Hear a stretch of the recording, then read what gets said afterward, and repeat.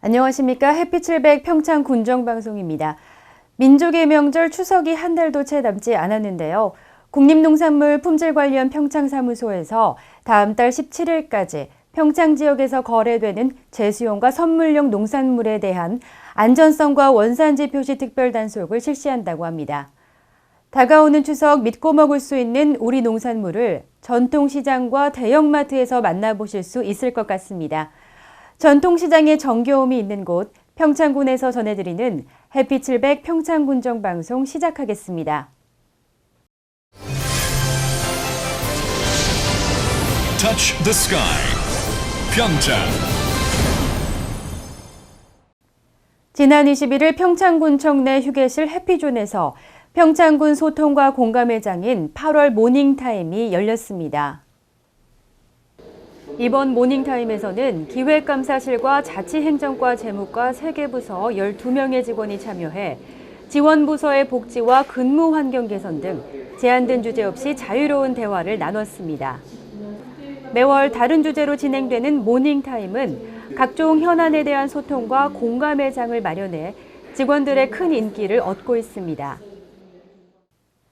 지난 23일 평창문화복지센터에서 평창군 문화군민운동협의회 출범회의가 마련됐습니다.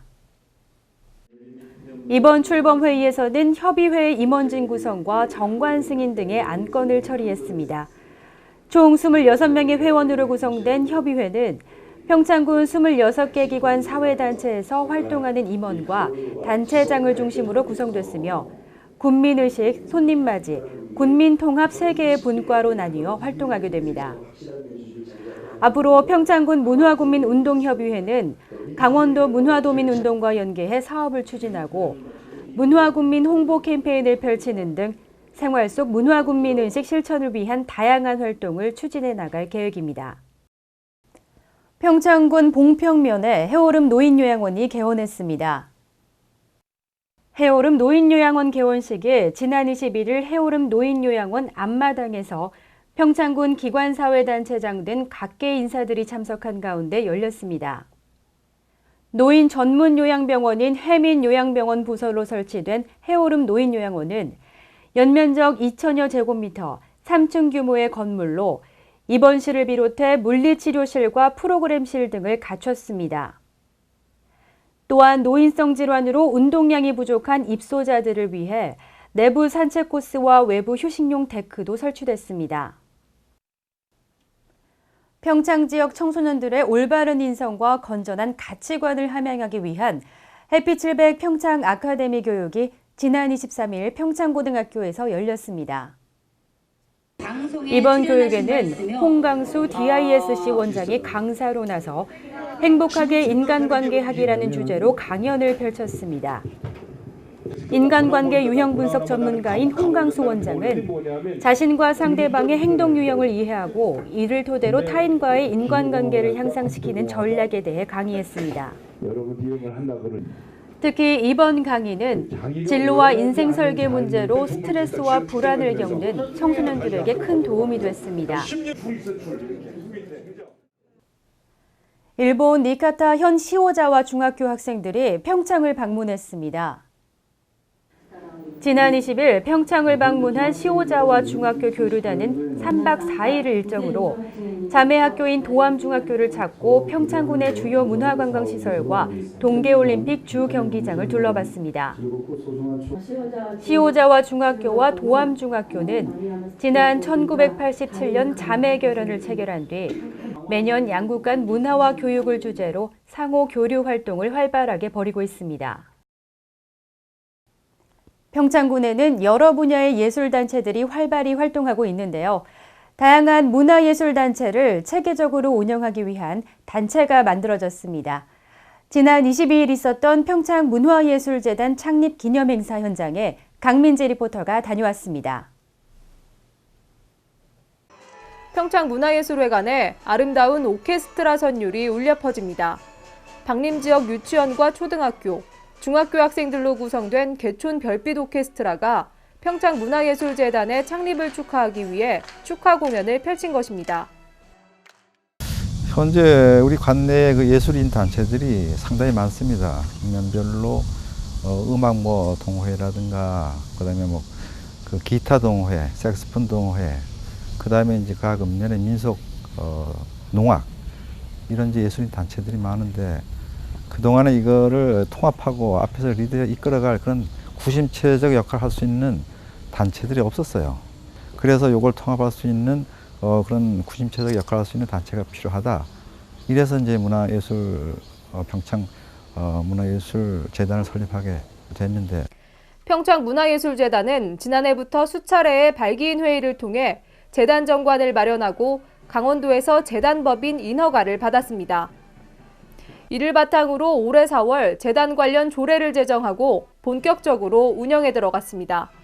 강원도에서 군 단위로는 화천군에 이어 두 번째로 재단이 설립된 것입니다.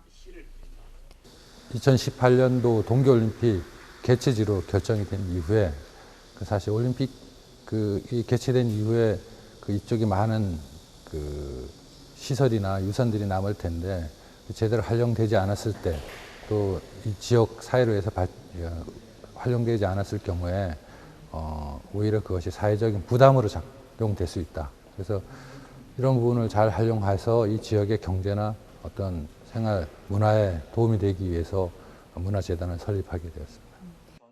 이날 행사에는 여러 문화 관련 단체들과의 업무 협약 체결식도 함께 열렸습니다. 이번에 업무 협약을 맺은 기관은 국립중앙극장과 중앙대 예술대학원, 용인문화재단과 강릉문화재단으로 평창의 문화예술 발전을 위해 상당 부분 도움을 받을 수 있을 것으로 예상하고 있습니다. 특히 이들 기관은 평창군 예술단체와의 협력을 통해 2018 평창 동계올림픽을 문화올림픽으로 만들어가기로 하고 각종 문화 콘텐츠 사업에 적극 동참하기로 했습니다. 창립 기념 행사에는 평창문화예술재단 창립에 이바지한 단체와 개인에 대한 감사패 전달식도 이어졌습니다. 또한 지역의 모든 문화예술인들이 염원하는 성공적인 문화올림픽 개최를 위해 박양우 전 문화부 차관의 문화올림픽으로의 성공 개최 전략이라는 주제의 특강도 진행됐습니다. 평창군 문화예술진흥의 거점 역할을 하게 될 평창문화예술재단이 창립했습니다. 재단의 활동이 2018 평창 동계올림픽을 평창만의 문화와 예술을 담은 독특한 문화올림픽으로 개최하는 데 큰 역할을 하게 될 전망입니다.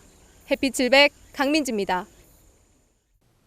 지난 2005년 개봉해 남북 분단 현실을 새로운 관점에서 조명한 영화 웰컴 투 동막골 기억나실 텐데요. 영화의 주 무대가 된 평창에 아직도 웰컴 투 동막골을 추억하고 있는 분들이 많이 찾고 있다고 합니다. 이번 주 보물상자에서는 미탄면 율칠이 웰컴 투 동막골 세트장을 재조명했습니다.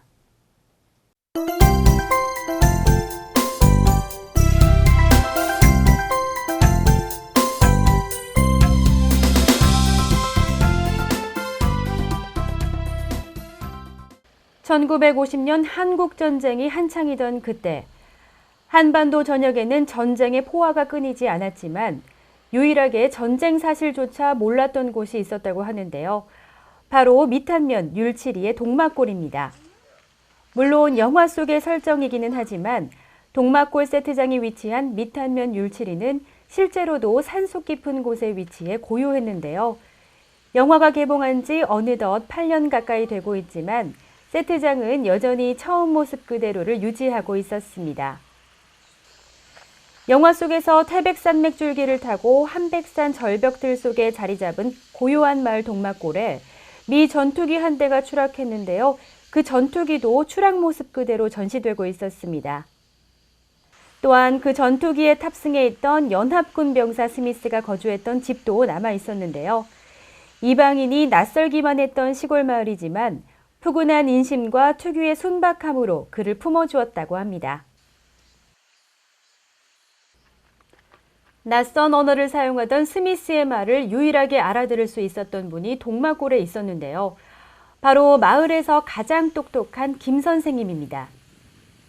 물론 실제로 언어가 통하지는 않았지만 동막골 주민들의 따뜻한 마음과 스미스의 열린 마음은 통했었죠.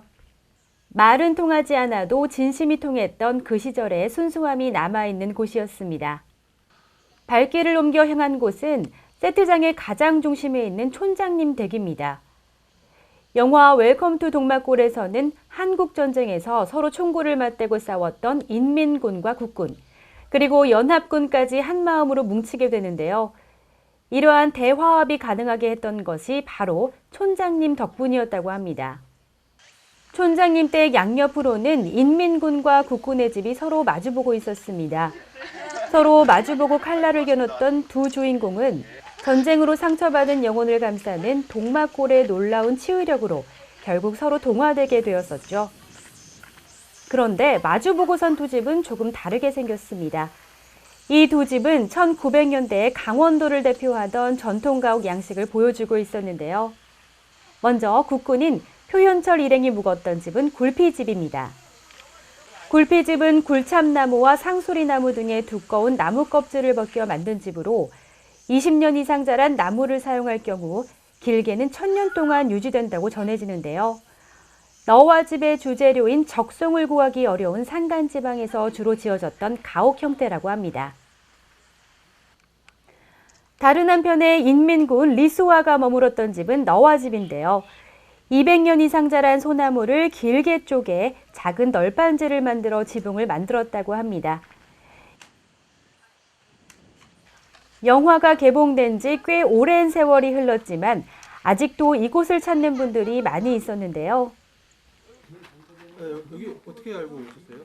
전에부터 이 영화 재밌게 봐서 애들도 잠깐 보여주고 그래서 애들한테 한번 보여주고 싶어서 왔어요. 여기가 10년대 세트장이거든요. 예. 근데 그게 작품전이 잘 돼. 전혀 그거는 10년이 됐어요. 영화 나온 지요? 그 10년 전에 본 거네 제가. 전혀 그런 생각 못했네. 우리 다른 민속촌이나 뭐 그런 이런 마을 같은 거 보존한 거보다 훨씬 더 잘 돼 있고 사람 정말 사는 것 같아요. 이 방 같은 경우도 저희 어릴 때 외갓집에 가보면은 거의 뭐 별다른 거 없이 그래서 지금 애들하고 들어오면서도 옛날 생각나고 그 얘기도 하고 그랬는데 좋네요. 아이들처럼 막살나는 의미에서 지어졌다는 동막골은 여전히 아이들에게 더 친숙한 공간이 되어주고 있는데요. 이곳에서는 영화 속 주인공들이 입고 있었던 의상을 직접 입어볼 수도 있습니다.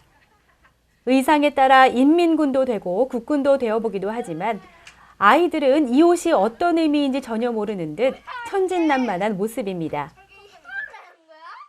이번 주에는 영화 웰컴 투 동막골을 다시 한번 찾아보고 그 순수함을 찾아 율칠이 동막골 마을을 방문해 보시는 것 어떨까요?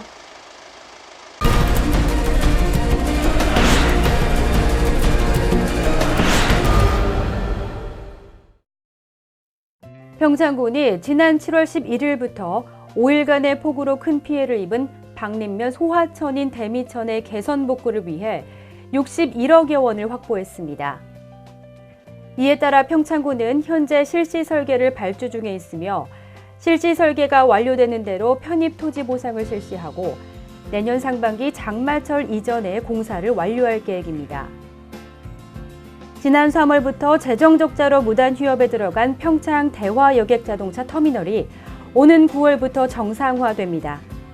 지역의 건실한 사업가에 의해 인수된 대화 터미널은 화장실과 대합실 등의 시설 보수를 마무리한 후 운영에 들어갈 계획입니다.